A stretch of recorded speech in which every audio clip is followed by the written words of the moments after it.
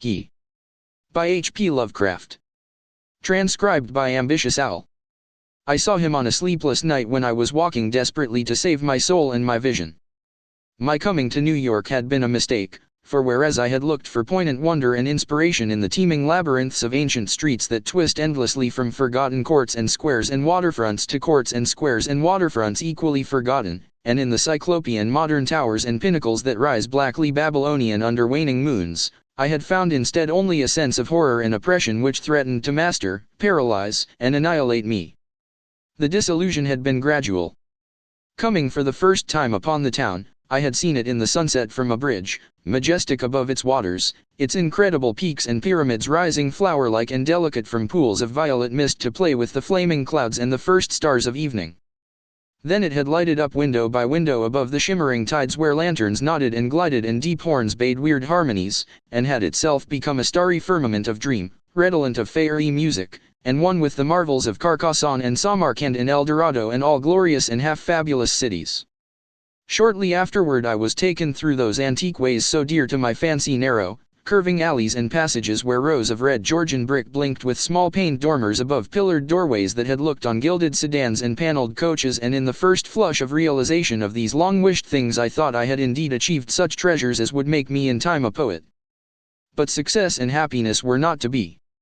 Garish daylight showed only squalor and alienage and the noxious elephantiasis of climbing, spreading stone where the moon had hinted of loveliness and elder magic, and the throngs of people that seethed through the flume-like streets were squat, swarthy strangers with hardened faces and narrow eyes, shrewd strangers without dreams and without kinship to the scenes about them, who could never mean aught to a blue-eyed man of the old folk, with the love of fair green lanes and white New England village steeples in his heart. So instead of the poems I had hoped for, there came only a shuddering blackness and ineffable loneliness, and I saw at last a fearful truth which no one had ever dared to breathe before, the unwhisperable secret of secrets, the fact that this city of stone and stridor is not a sentient perpetuation of old New York as London is of old London and Paris of old Paris, but that it is in fact quite dead, its sprawling body imperfectly embalmed and infested with queer animate things which have nothing to do with it as it was in life. Upon making this discovery I ceased to sleep comfortably, though something of resigned tranquility came back as I gradually formed the habit of keeping off the streets by day and venturing abroad only at night, when darkness calls forth what little of the past still hovers wraith-like about, and old white doorways remember the stalwart forms that once passed through them. With this mode of relief I even wrote a few poems, and still refrained from going home to my people lest I seem to crawl back ignobly in defeat. Then, on a sleepless night's walk, I met the man. It was in a grotesque hidden courtyard of the Greenwich section, for there in my ignorance I had settled, having heard of the place as the natural home of poets and artists. The archaic lanes and houses and unexpected bits of square and court had indeed delighted me, and when I found the poets and artists to be loud-voiced pretenders whose quaintness is tinsel and whose lives are a denial of all that pure beauty which is poetry and art, I stayed on for love of these venerable things. I fancied them as they were in their prime, when Greenwich was a placid village not yet engulfed by the town, and in the hours before dawn, when all the revelers had slunk away, I used to wander alone among their cryptical windings and brood upon the curious arcana which generations must have deposited there. This kept my soul alive, and gave me a few of those dreams and visions for which the poet far within me cried out. The man came upon me at about 2 one cloudy August morning, as I was threading a series of detached courtyards, now accessible only through the unlighted hallways of intervening buildings, but once forming parts of a continuous network of picturesque alleys. I had heard of them by vague rumor, and realized that they could not be upon any map of today, but the fact that they were forgotten only endeared them to me, so that I had sought them with twice my usual eagerness. Now that I had found them, my eagerness was again redoubled, for something in their arrangement dimly hinted that they might be only a few of many such, with dark, dumb counterparts wedged obscurely betwixt high blank walls and deserted rear tenements, or lurking lamplessly behind archways unbetrayed by hordes of the foreign-speaking or guarded by furtive and uncommunicative artists whose practices do not invite publicity or the light of day. He spoke to me without invitation, noting my mood and glances as I studied certain knockered doorways above iron-railed steps, the pallid glow of traceried transoms feebly lighting my face. His own face was in shadow, and he wore a wide-brimmed hat which somehow blended perfectly with the out-of-date cloak he affected, but I was subtly disquieted even before he addressed me. His form was very slight, thin almost to cadaverousness, and his voice proved phenomenally soft and hollow, though not particularly deep. He had, he said, noticed me several times at my wanderings, and inferred that I resembled him in loving the vestiges of former years. Would I not like the guidance of one long practiced in these explorations, and possessed of local information profoundly deeper than any which an obvious newcomer could possibly have gained? As he spoke, I caught a glimpse of his face in the yellow beam from a solitary attic window. It was a noble, even a handsome elderly countenance, and bore the marks of a lineage and refinement unusual for the age and place. Yet some quality about it disturbed me almost as much as its features pleased me. Perhaps it was too white, or too expressionless, or too much out of keeping with the locality, to make me feel easy or comfortable. Nevertheless I followed him, for in those dreary days my quest for antique beauty and mystery was all that I had to keep my soul alive, and I reckoned it a rare favor of fate to fall in with one whose kindred seekings seemed to have penetrated so much farther than mine.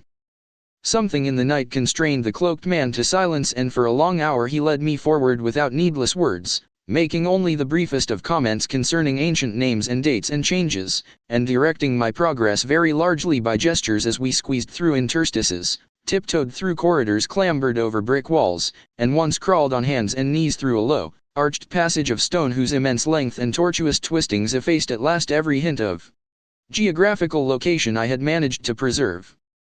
The things we saw were very old and marvelous, or at least they seemed so in the few straggling rays of light by which I viewed them, and I shall never forget the tottering Ionic columns and fluted pilasters and urn-headed iron fence posts and flaring linteled windows and decorative fanlights that appeared to grow quainter and stranger the deeper we advanced into this inexhaustible maze of unknown antiquity. We met no person, and as time passed the lighted windows became fewer and fewer. The streetlights we first encountered had been of oil, and of the ancient lozenge pattern. Later I noticed some with candles, and at last, after traversing a horrible unlighted court where my guide had to lead with his gloved hand through total blackness to a narrow wooded gate in a high wall, we came upon a fragment of alley lit only by lanterns in front of every seventh house, unbelievably colonial tin lanterns with conical tops and holes punched in the sides. This alley led steeply uphill, more steeply than I thought possible in this part of New York, and the upper end was blocked squarely by the ivy-clad wall of a private estate, beyond which I could see a pale cupola, and the tops of trees waving against a vague lightness in the sky. In this wall was a small, low-arched gate of nail-studded black oak, which the man proceeded to unlock with a ponderous key. Leading me within, he steered a course in utter blackness over what seemed to be a gravel path, and finally up a flight of stone steps to the door of the house, which he unlocked and opened for me. We entered, and as we did so I grew faint from a reek of infinite mustiness which welled out to meet us, and which must have been the fruit of unwholesome centuries of decay. My host appeared not to notice this, and in courtesy I kept silent as he piloted me up a curving stairway, across a hall, and into a room whose door I heard him lock behind us. Then I saw him pull the curtains of the 3 small paned windows that barely showed themselves against the lightening sky, after which he crossed to the mantel, struck flint and steel, lighted 2 candles of a candelabrum of 12 sconces, and made a gesture enjoining soft-toned speech. In this feeble radiance I saw that we were in a spacious, well-furnished, and paneled library dating from the first quarter of the 18th century, with splendid doorway pediments, a delightful Doric cornice, and a magnificently carved overmantel with scroll and urn top. Above the crowded bookshelves at intervals along the walls were well-wrought family portraits, all tarnished to an enigmatical dimness, and bearing an unmistakable likeness to the man who now motioned me to a chair beside the graceful Chippendale table. Before seating himself across the table from me, my host paused for a moment as if in embarrassment, then, tardily removing his gloves, wide-brimmed hat, and cloak, stood theatrically revealed in full mid-Georgian costume from queued hair and neck ruffles to knee breeches, silk hose, and the buckled shoes I had not previously noticed. Now slowly sinking into a lyre-back chair, he commenced to eye me intently. Without his hat he took on an aspect of extreme age which was scarcely visible before, and I wondered if this unperceived mark of singular longevity were not one of the sources of my disquiet. When he spoke at length, his soft, hollow, and carefully muffled voice not infrequently quavered, and now and then I had great difficulty in following him as I listened with a thrill of amazement and half-disavowed alarm which grew each instant. "You behold, sir," my host began, "a man of very eccentrical habits for whose costume no apology need be offered to one with your wit and inclinations. Reflecting upon better times, I have not scrupled to ascertain their ways, and adopt their dress and manners, an indulgence which offends none if practiced without ostentation. It hath been my good fortune to retain the rural seat of my ancestors, swallowed though it was by two towns, first Greenwich, which built up hither after 1800, then New York, which joined on near 1830. There were many reasons for the close keeping of this place in my family, and I have not been remiss in discharging such obligations. The squire who succeeded to it in 1768 studied Sartain arts and made Sartain discoveries, all connected with influences residing in this particular plot of ground, and eminently deserving of the strongest guarding.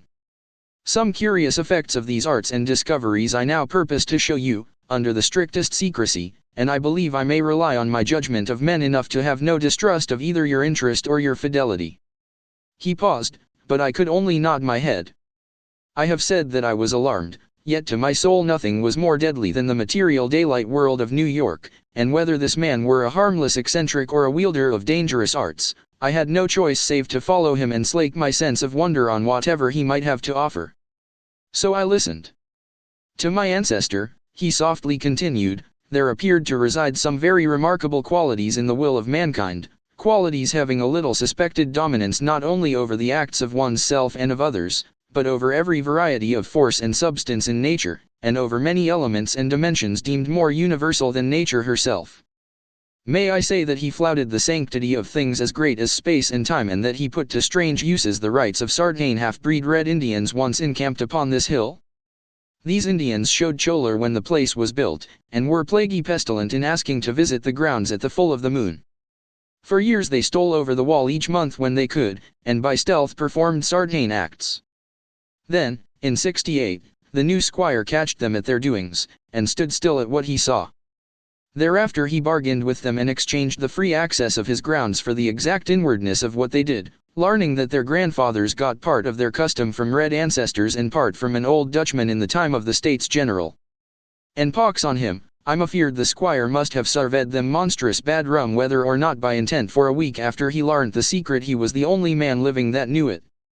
You, sir, are the first outsider to be told there is a secret, and split me if I'd have risked tampering that much with the powers had ye not been so hot after bygone things. I shuddered as the man grew colloquial and with the familiar speech of another day. He went on. But you must know, sir, that what the squire got from those mongrel savages was but a small part of the learning he came to have. He had not been at Oxford for nothing, nor talked to no account with an ancient chemist and astrologer in Paris. He was, in fine, made sensible that all the world is but the smoke of our intellects, past the bidding of the vulgar, but by the wise to be puffed out and drawn in like any cloud of prime Virginia tobacco. What we want, we may make about us, and what we don't want, we may sweep away. I won't say that all this is wholly true in body, but 'tis sufficient true to furnish a very pretty spectacle now and then. You, I conceive, would be tickled by a better sight of Sartain other years than your fancy affords you, so be pleased to hold back any fright at what I design to show. Come to the window and be quiet. My host now took my hand to draw me to one of the two windows on the long side of the malodorous room, and at the first touch of his ungloved fingers I turned cold. His flesh, though dry and firm, was of the quality of ice, and I almost shrank away from his pulling. But again I thought of the emptiness and horror of reality, and boldly prepared to follow whithersoever I might be led. Once at the window, the man drew apart the yellow silk curtains and directed my stare into the blackness outside. For a moment I saw nothing save a myriad of tiny dancing lights, far, far before me. Then, as if in response to an insidious motion of my host's hand, a flash of heat lightning played over the scene, and I looked out upon a sea of luxuriant foliage unpolluted, and not the sea of roofs to be expected by any normal mind. On my right the Hudson glittered wickedly, and in the distance ahead I saw the unhealthy shimmer of a vast salt marsh constellated with nervous fireflies. The flash died, and an evil smile illumined the waxy face of the aged necromancer. That was before my time, before the new squire's time. Pray let us try again. I was faint, even fainter than the hateful modernity of that accursed city had made me. Good God! I whispered, can you do that for any time? And as he nodded, and bared the black stumps of what had once been yellow fangs, I clutched at the curtains to prevent myself from falling. But he steadied me with that terrible, ice-cold claw, and once more made his insidious gesture. Again the lightning flashed, but this time upon a scene not wholly strange. It was Greenwich, the Greenwich that used to be, with here and there a roof or row of houses as we see it now, yet with lovely green lanes and fields and bits of grassy common. The marsh still glittered beyond, but in the farther distance I saw the steeples of what was then all of New York, Trinity and St. Paul's and the brick church dominating their sisters, and a faint haze of wood smoke hovering over the whole. I breathed hard, but not so much from the sight itself as from the possibilities my imagination terrifiedly conjured up. "Can you dare you go far?"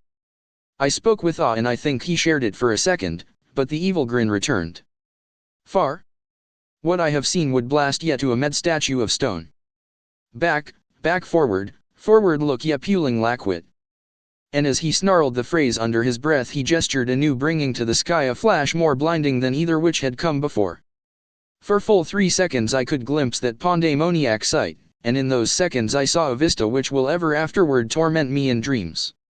I saw the heavens verminous with strange flying things, and beneath them a hellish black city of giant stone terraces with impious pyramids flung savagely to the moon, and devil lights burning from unnumbered windows.